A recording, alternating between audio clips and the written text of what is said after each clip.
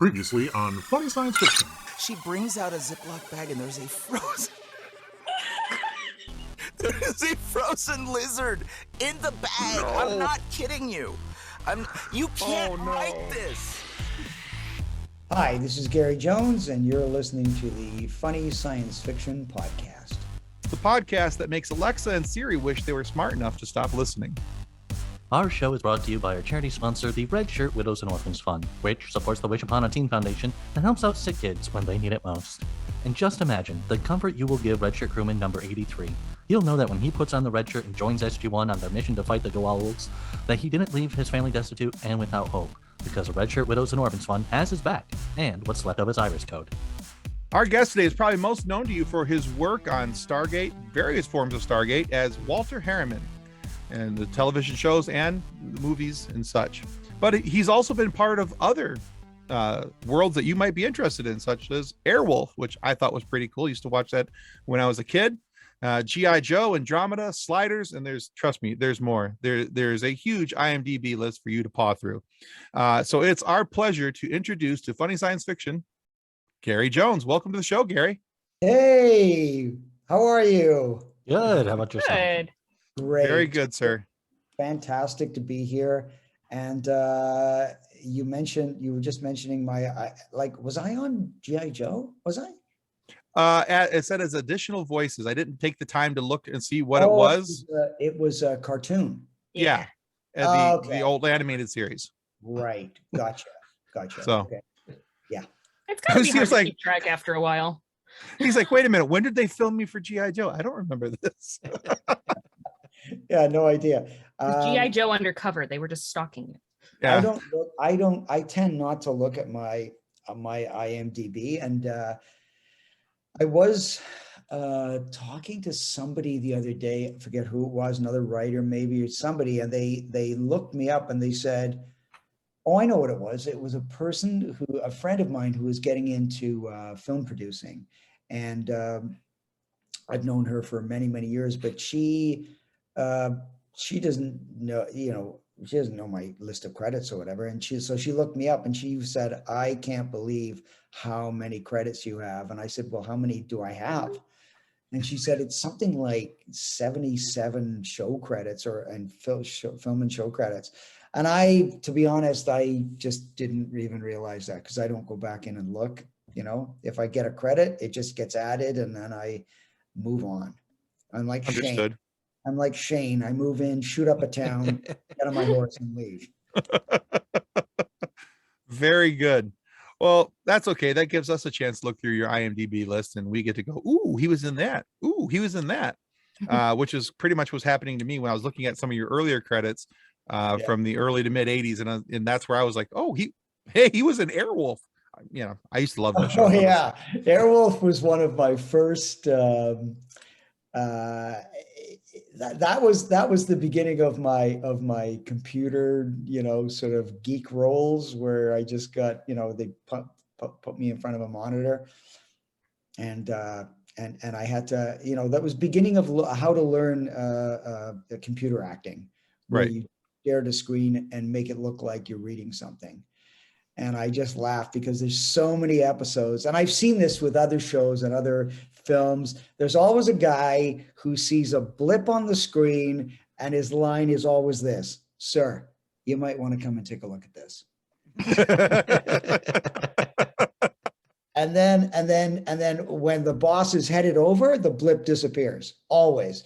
And then when the boss gets there, he goes, okay, the boss is like, okay, what you got? And the guy looks at the screen, he goes, damn, it was here a minute ago. It's like so many shows have that. And I had to learn how to do that. And now when I see films where I see people, on their computers, I know exactly what they're doing. They're just nothing there. There is nothing on the screen. Take a sip of your coffee and go, yeah, I know what line's coming next. Yeah, line's coming next. Except with Stargate, they actually had they had built a program where when you saw the Stargate and the icons that would light up going around the gate, they built that program. But what's it's so funny. It looks so high tech, but there was literally this guy on a stool in like a broom closet, surrounded by monitors. And they would just say, okay, we need this on screen now. And then he would just like mess around and put it up on screen. It's hilarious. Like there were parts of there, you know, with all the CGI on Stargate, there was parts that were like so high tech and looked like so like, wow, holy moly. And then there were other parts that were beyond low tech. And there was a period of time where I was just opening the gate through typing, you know, like on my keyboard, like Control Alt Delete Open. I don't know what it was, but you know, and so I had a bit of that going on. And then they handed me one day, I came into work and there was this little, like, I mean, of course on screen it doesn't look like this, but it's basically a wooden box with some pink plastic with the shape of a hand on it. And that was to essentially say that we've moved up now to the point where you just need to put your hand on this thing and it will light up and that will open the gate, right? So I was like, oh, okay, that's cool.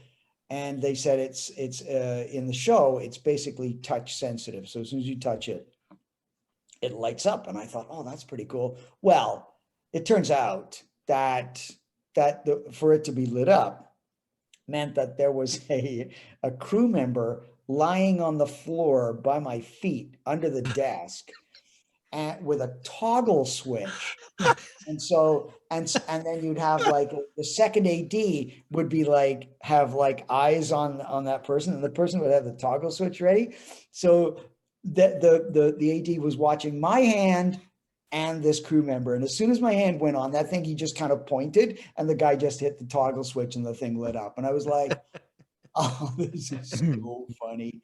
You know, That's awesome. so hilarious. It's like, how can we, you know, we're not going to like sink unnecessary money into this like really cool hand touch sensitive piece of equipment.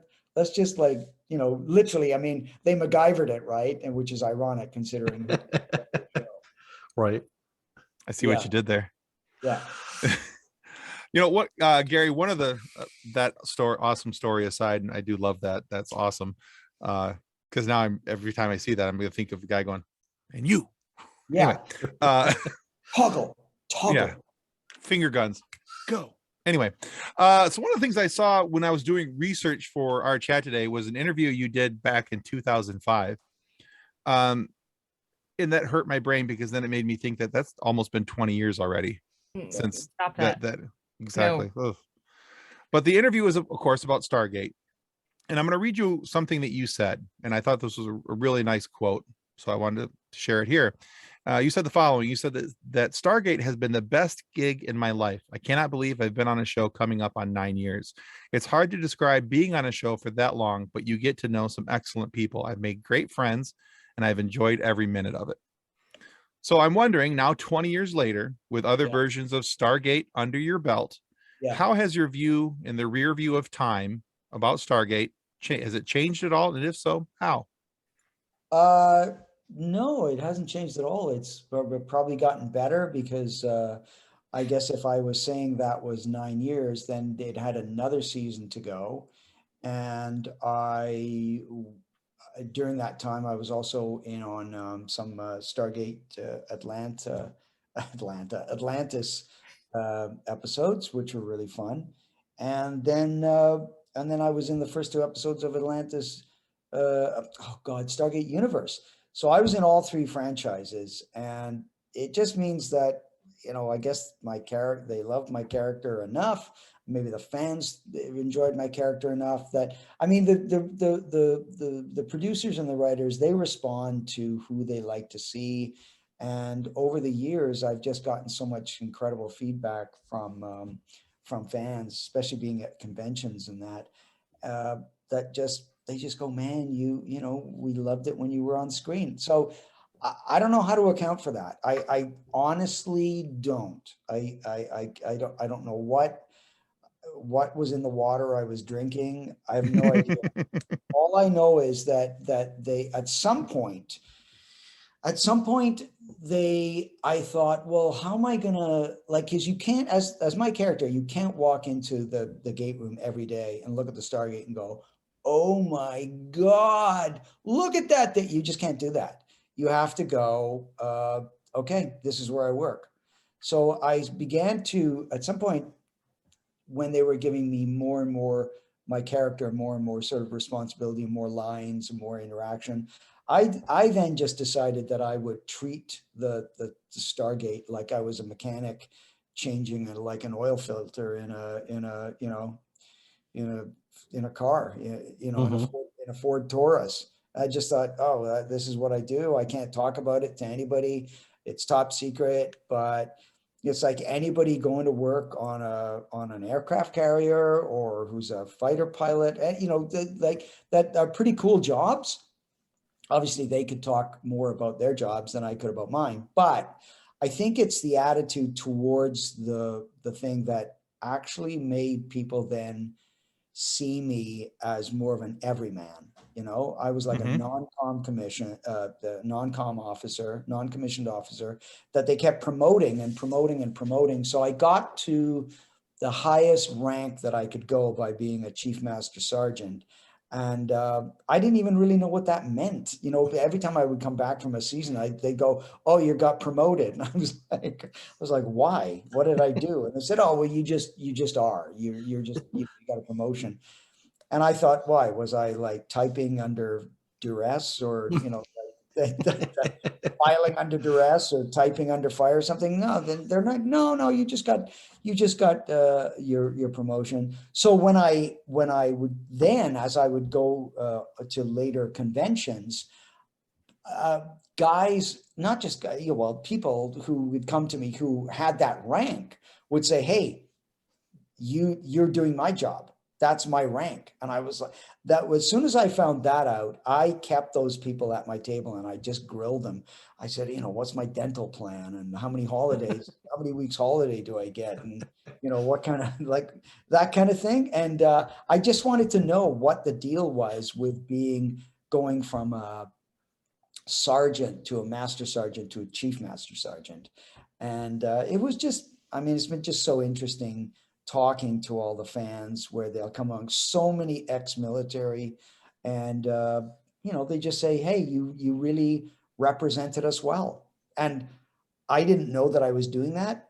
You can only get that feedback kind of like face to face at a sci-fi convention. Otherwise, you just go on screen, it gets beamed out to however many people see it, and you just don't know the kind of job you're doing. But the sci-fi fans on Stargate are very, very vocal, super supportive, and just great fans. So that's kind of how I got to sort of know a little bit about what I was doing and what I kind of brought to the role, if that answers any question in there. It did. Thank you. That was a very good answer, actually. And I also, as you were saying, you're talking about that, you're talking about getting, promoted, and you're like, why? What'd I do? And all of a sudden my brain goes to, you're getting promoted and you don't know why. And poor Harry Kim is still an ensign from Star Trek Voyager. He doesn't know why he can't get promoted. That's where my squirrel brain went. So it's just bing, and See, my squirrel brain got caught on Stargate Atlanta instead of Atlantis and started combining Stargate and Walking Dead for a minute, and that got really confusing. Gary, we as nerds, we love a good backstory. Backstories are what nerds thrive in. So I'd like to get a little bit of your backstory. Okay. So what got you into acting to begin with? I had no plans to become an actor. There was nothing in my past that would even suggest that I would become an actor. I went to school in Ontario for advertising and marketing, and I graduated, and I got a job, and I was working in advertising as a creative director at a small agency with a buddy of mine. And one day I found an advertisement for improv comedy classes. And I talked a friend of mine into doing them with me. And then as soon as I did it, I was like, oh, this is really cool. Didn't even know what it was, but I had this kind of like little inner voice telling me that I need to do this. So I just I listened to that voice and followed it. And then from there, I joined I took Second City Toronto, Second City workshops, improv workshops. Unbeknownst to me, that Second City, what they would do was they would bring people in for their classes, and then they would just keep an eye on them. And if anybody showed any kind of promise, then they would use them in the company. And so at some point, I got hired for the national touring company. They offered me a job, and we just went around and did shows where it was like the best of Second City theater sketches that had all been written by like Martin Short and John Candy and Dan Aykroyd and Bill Murray and Gilda Radner and all, Nice. Catherine O'Hara. They all started with Second City, either in Chicago or in Toronto. And so there was a collection of scenes that Second City could kind of put together and create a 90-minute show, and then you would do that show, and you would then do a half hour of improv after. And I was with the touring company for about 2 years, and really not making much money, and thinking, I think I might quit this. I don't know, like, I needed to make a bit more money. So I went to the producer and I said, look, I'm thinking of leaving because nothing's really happening for me. And she said, oh, actually, this is good timing, because we are going to be sending a troupe of actors out to Vancouver to perform at Expo 86, the World Exposition. And we're setting up a show out there for the duration of the fair for 6 months. And we want you to be part of that troupe. And one of those people in the troupe was Ryan Stiles from Whose Line Is It Anyway? Yeah. Oh, nice. And I'd never met Ryan before. So I worked with Ryan for like 6 months. And after the fair was over and everybody kind of left, Ryan was still around in town. And he said to me, you should come and perform at Vancouver Theatre Sports. So I did that, and he opened the door for me. And then it was like on my own dime, that, on my own steam, that I had to stay there and be part of this collective group of improvisers. And I realized that the way that company was set up was that you had to be good, and you had to kind of get along with a large stable of actors in order to get asked to play. So it was mostly out of survival and a need to make money that I thought, I got to get good really quickly here. And so I did have Ryan's blessing, but that only got me so far. And then I had to kind of work to make sure that I was, somebody that other players wanted to play with. And then somewhere in there, we did like Theatre Sports branched out and did its first semi-scripted, semi-improvised play. And it was called Star Trek the Musical. And oh my God, they just hit the mother load with that thing. And I played Captain Kirk in that. And Dean Haglund from the X-Files, who played Langley in the X-Files, was one of my best friends. He was in the troupe too, and he played Spock. It was just, and Ian Boothby, who is also has written for the Simpsons comics and Futurama. And he's really quite well known. He played, Scotty. And so there were these people that were kind of like on the precipice of going on to do other things that we got to play with. And that was like a 2-year run, and it sold out every night in this little 150-seat theater. And it just killed. And we got to kind of improvise, use audience members, go down at intermission and write jokes that had to be used in the second half. So it was like a really amazing training ground to be part of that show. And I still, to this day, get people who went to that show, went back like numerous times, saw me in that show, and then bump into me on the street and go, weren't you in Star Trek? And I go, yeah. And they go, oh my God.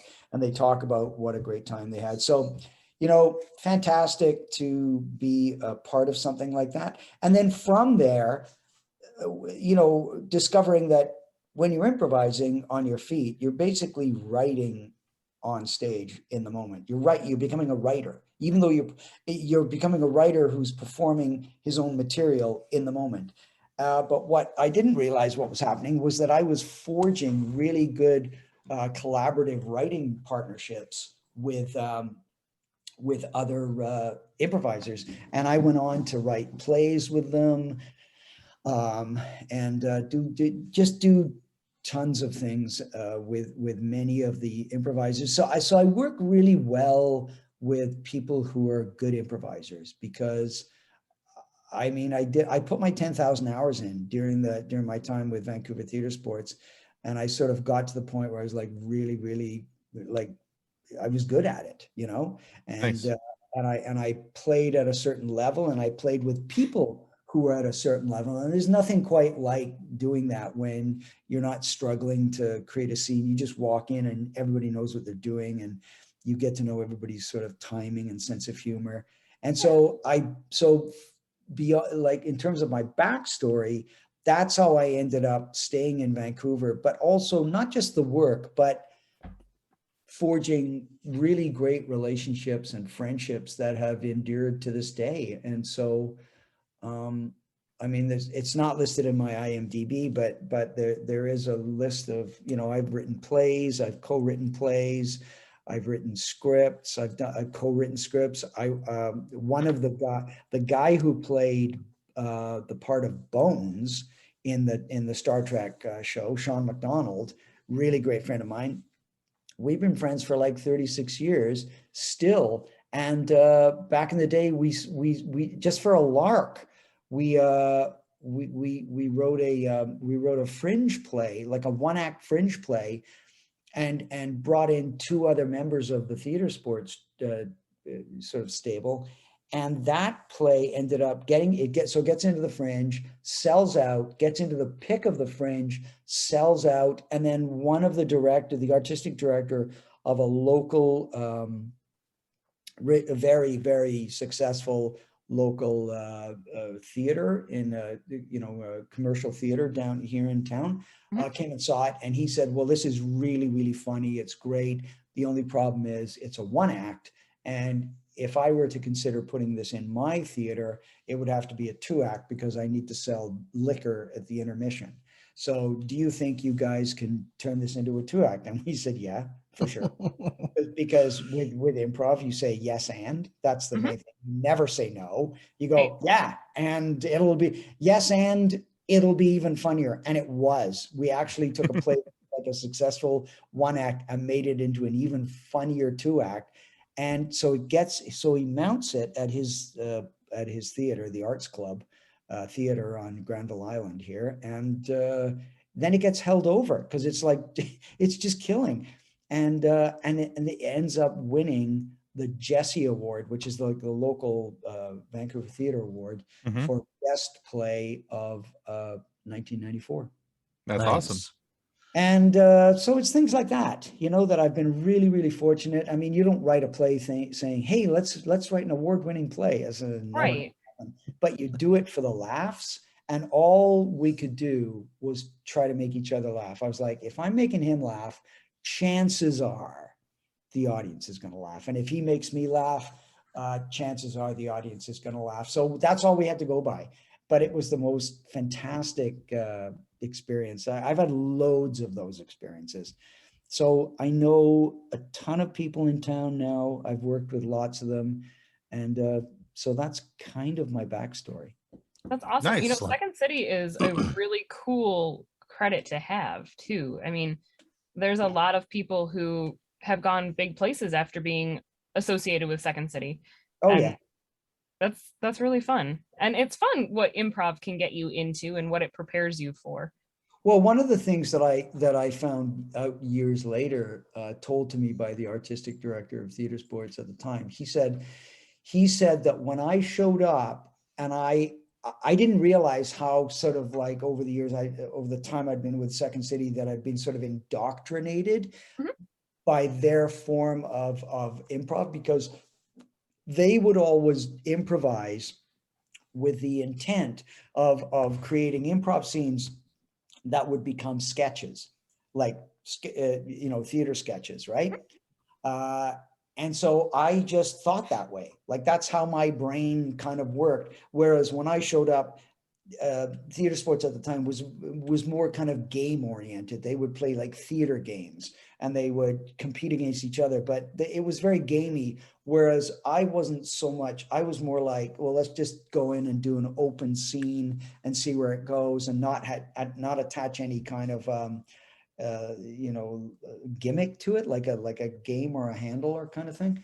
And he said that they slowly began to go in that direction because they just found that the audience really responded to it. And from that, we did more shows that were semi-scripted shows where you could kind of improvise within a structure. So, I that was pretty cool to find out that years later that my performing had some kind of impact on the actual style of the scenes that they did. It was pretty cool. Yeah. It is cool. Yeah, it's cool. So as Kathleen mentioned, we love stories. And some of the stories that we don't usually get to hear a lot about is stuff behind the scenes. So what was one of your favorite behind the scene moments in any of the things you've done? Oh God, there's so many of them. Do you remember the episode where I had to, like, Walter had to drive an Alcash, like one of those giant alien spaceships? Yeah. Right. Well, they put me, I was in the episode and they were saying, okay, so Walter drives this Alcash. So when I get in the seat, I turn to Andy Makita, the director, and I go, hey, Andy, well, like, wait a minute, like, how do I even know how to drive this thing? How do I know how to fly this thing? Fly it. And he goes, oh, you just do. And I go, oh, okay. So I had to just, and I had to just pretend that, I kind of knew what the hell I was doing, flying this alien spaceship. Like, things like that would kill me. There was one where, I was standing in the hallway in between takes talking to somebody, and you know what the hallways look like. They're just like underground concrete and metal, bunker kind of type thing.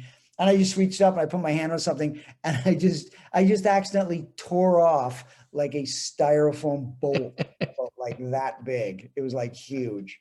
And it just came off in my hand. I was like, what?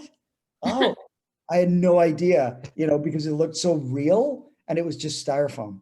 So I had to go to somebody and say, sorry, I broke the set. Bolt off the wall. They're like, whoopsies. And they just glue gunned it back on. They just stuck it back on. Nice. Another one was, this is one of my favorites, was I got to set, and it was like, this was later in the series, like season 8 or 9, when Richard Dean was the general and working on, like running the place. And so he, I was supposed to do a walk and talk with him, which is basically he gets off the elevator and then I meet him at the elevator and I give him the update on all the different SG teams. And, being fans of Stargate, you would know that the planets are like PX3, 941, and, P37, 428, whatever. And when I looked through the script, I missed this page. I somehow missed the page where I had like this chunk of dialogue where I would just talk and just like do a walk and talk and tell him what these things were. And it was only just before the scene started where I got my sides that I was like, wait a minute, what is this? And they said, well, that's your dialogue. I was like, oh my God. So I had to learn it, right? So then I thought, well, okay, this is just such like techno jargon. I'm not going to learn the planets. what I'm going to do is I'm just going to fake I'm just going to make the planets up. I'll do all the rest of my dialogue, but I'll make the rest of it up. And of course, Richard Dean's just talking to me. He's not even paying attention. He's like, whatever, right?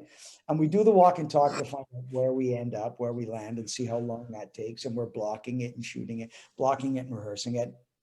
And we do it a bunch of times. And each time I just come up with these planet names that, don't exist. And just before we shoot, the script supervisor comes up to me and she goes, Gary, are you aware that that each time we've rehearsed, you've said a different, you've put in different numbers for the planets?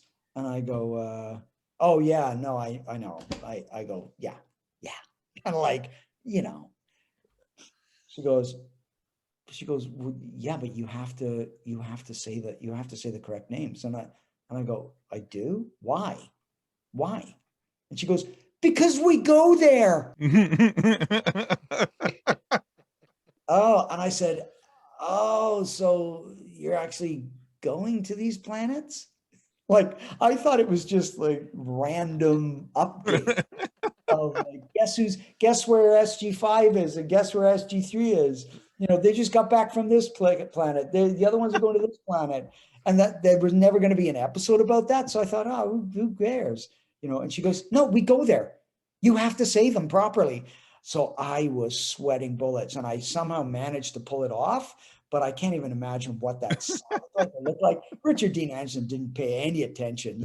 Like it made no difference to him, but I was freaking out at not possibly getting these planets right.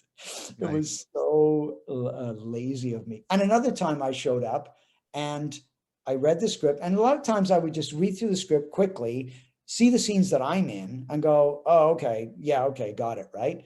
And I get into the makeup chair and the makeup person says to me, so how do you feel about dying in this episode? And I was like, what? They said, well, you die in this episode. And I thought that Stargate was killing me off and that I'd missed that. Like I didn't know. And nobody had said anything to me. And Martin Wood was directing that. And as soon as I got out of my chair, I just ran to my trailer and got my script and was reading through it. And I saw where I was like killed. And I was like, what? And then again, because I read it so fast, I still it didn't sink in. And I happened to see Martin Wood walking by my trailer. And I said, Martin, what the hell? I died today? And he goes, yeah, you're trapped in an alternate universe video game and you die in that. And I was like, oh, okay. And he's like, oh, bonehead, Those are great behind the scenes stories. Thank you, Gary.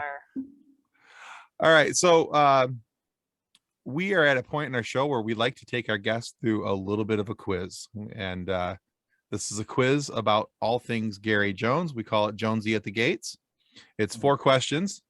Now, if you get three out of the 4 questions correct, we want to be able to send you this book, which is called Custodians of the Cosmos. It's written by the founder of our Facebook group, Drayton Allen.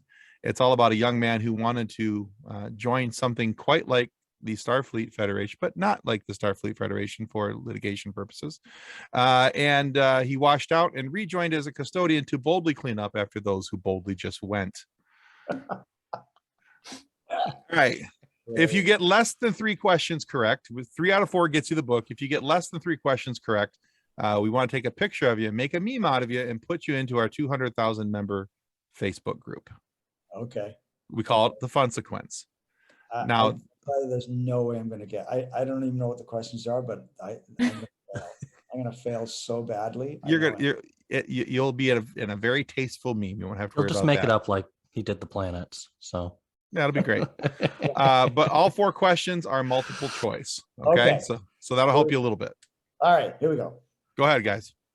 You have appeared in 3 different series with this actor: Amanda Tapping, Dan Shea, or Garwin Sanford. What's the? Oh, I see. In all 3. So I have to choose from one of those, right? Yes. Which one is the actor that you were in 3 different series with? 3 different series. Oh God. I don't think it's Dan Shea. and I know I was in Stargate with Amanda and also Sanctuary, but I can't think of another show that I was in with her. Oh my God, I'm gonna have to say Garwin. You are correct. Correct. What? Yeah. Yeah. So according to the great and all-knowing IMDb, which is sometimes wrong, it was Sliders, SG-1, and Atlantis, or the newly rebooted Atlanta. Oh, okay. All right. Question number 2. Along with this actor, you appeared in all seasons of SG-1 and Atlantis. Was that Dan Shea, Amanda Tapping, or Richard Dean Anderson? Say that again. The whole thing or just the options? Yeah, I gotta get that question right. Okay, so you and this other actor appeared in all seasons of SG-1 and Atlantis. Was that Dan Shea, Amanda Tapping, or Richard Dean Anderson? Me and this actor appeared in all 3 franchises of no, in all seasons of SG-1 and Atlantis. And Atlantis. Right. So not necessarily every episode, but in all seasons. I think I'm going to have to say Amanda Tapping. That is correct. Very good. I was about to start tapping on this. I was going to give you a hint. All right. So you're 2 for 2. Oh my God. This is where I'm going to fail. Alongside Amanda Tapping and Martin how many Christopher. times can I hear Amanda Tapping's name? Is this the Amanda Tapping interview? What? Well, just the questions. It's like Beetlejuice. If we say it enough times, she'll come to our show. You were one of 3 actors to appear in the series finale of these 2 series. You can't even read the question. You don't even know what you're reading. You don't even understand the question. Tim wrote these. I wrote them. Just so you know, Tim, only 2 of those are a series. One of them was a movie. I know. This is what we call a softball. Oh, okay. Atlantis, SG-1, or Continuum? We're looking for 2 answers here. 2 answers? Yeah, where you appeared. So you, Amanda Tapping, and Martin Christopher were the only actors to appear in the series finale of what 2 series? Was it Atlantis, SG-1, or Continuum? And you picked 2 of them. And considering that Nick's already told us that one of them was a movie, and we all knew that. Wasn't Continuum a film? Yes. That's not I guess it would have to be the other 2 then, the SG-1 and Atlantis. Very good. Correct. 3 for 3. My softball works. You get the book. See? Oh my God, I got a book coming. All right. Question number 4, which is just for funsies and has apparently made my camera no longer want to focus on me. That's fun. Here we go. There it's back. According to IMDb, you appeared in how many episodes of Stargate 1, of SG-1? 57, 187, or 111?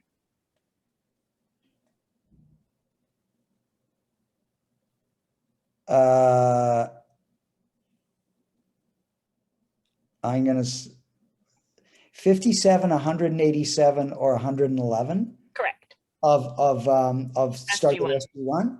Yes, just SG-1. Okay, I'm going to say 111.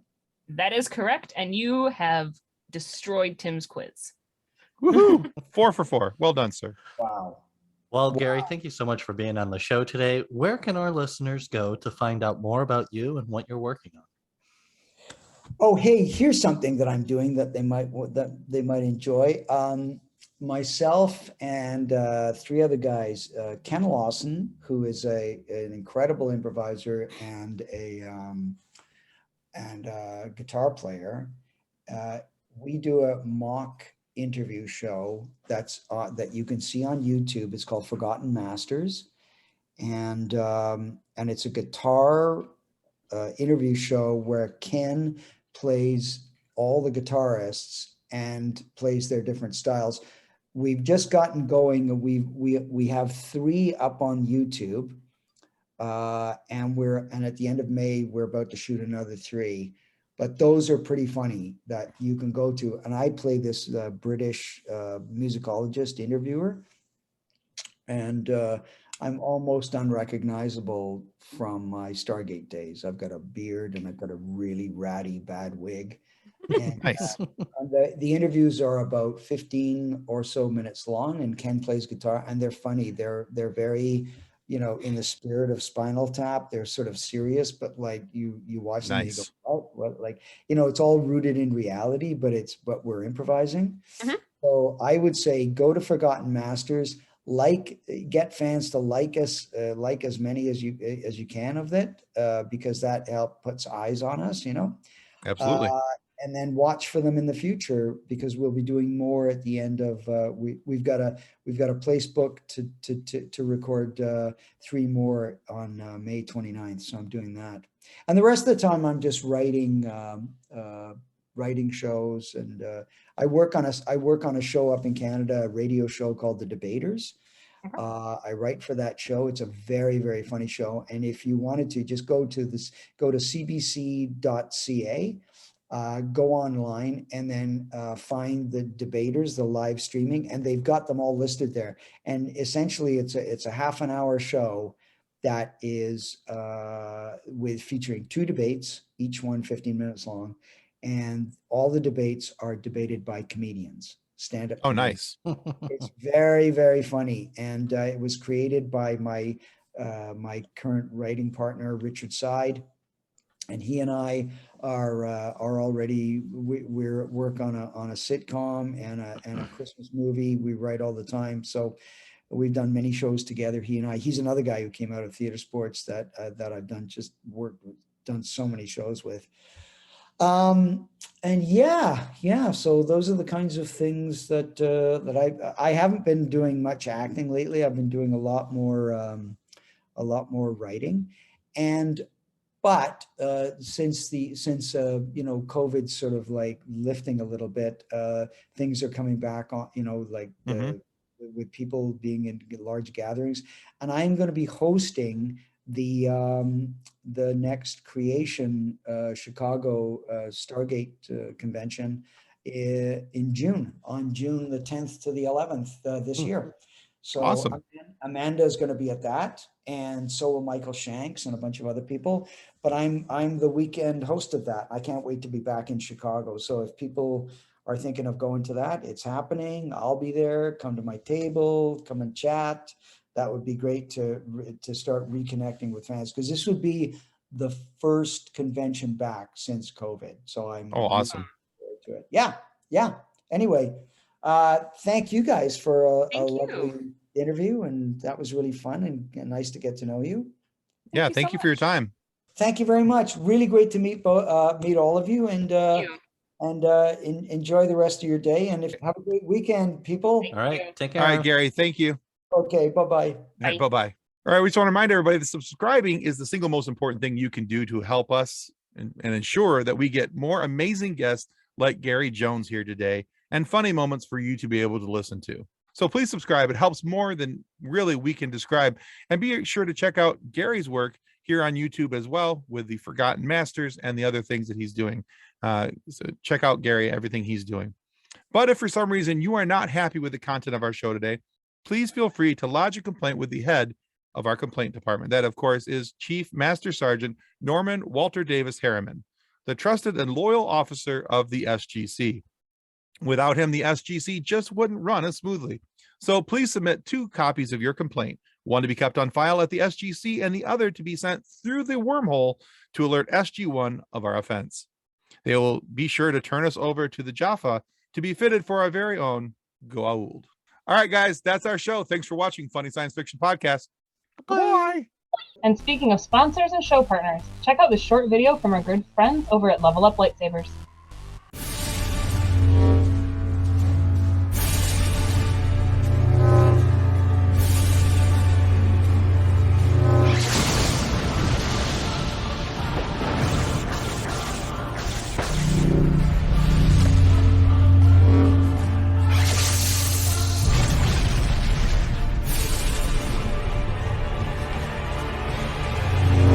Information about Level Up Lightsabers and their online training sessions can be found in the episode description below. On behalf of the rest of the hosts of the FSF podcast, we want to thank you for listening to this episode. If you'd like to be a guest on a future episode, please contact us by means of Twitter or Instagram using the handle @FSFpopcast, or go to www.fsfpopcast.com and click on the contact link. Thanks again, and hope you enjoyed the episode.